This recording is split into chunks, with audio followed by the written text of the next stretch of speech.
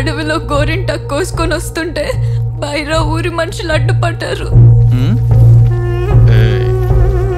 పక్కకు తప్పుకో. ఏమి ధైర్యమే, ఆ గొంతులో కొంచెం కూడా భయం లేదు. దేవర కూతురనేగా. త్వరలో మీ అయ్య దేవరం పోతాడు. ఆయన పోయాక నిన్ను రోజుకొకళ్ళని తీసుకెళ్ళి ఆ కసంతా రోజు రాత్రిపూట ఒక్కొక్కలం వచ్చి నిన్ను నీ అమ్మని తీసుకుపోయి చూపిస్తామే. పేరుకింట్లో ఒక మగాడున్నా ఆడు మిమ్మల్ని ఆదుకోలేడు.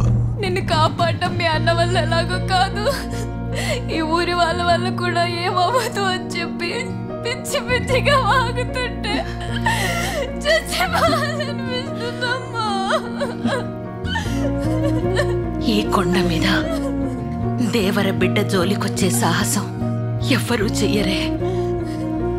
ఒకవేళ అదే జరిగితే నువ్వు చెప్పినట్టే తలా ఒక చుక్క విషం తాకి చచ్చిపోదాం.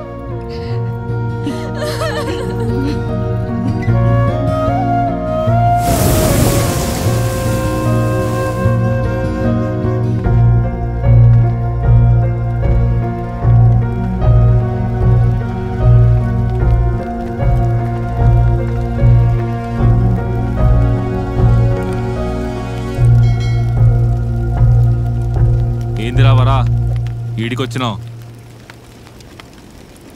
మీ చెల్లొచ్చేమన్నా చెప్పుండదా? నాకొచ్చి చెప్పుకున్న బాధ ఉండేది కాదు, ఏడ్చుకుంటా పోయి మా అమ్మకు చెప్పుకుంటుంది. కష్టం వస్తే చెప్పుకోవడానికి ఇంట్లో ఒక మగాడున్నాడని కూడా లెక్కేయలేదు. అవతలో అన్ని మత్తులో పెడితే కానీ కొట్టి నెగ్గలేని పిరికి నా కొడుకువి. మగాడివని మనగాడివని నిన్నెట్టా లెక్కేస్తారా?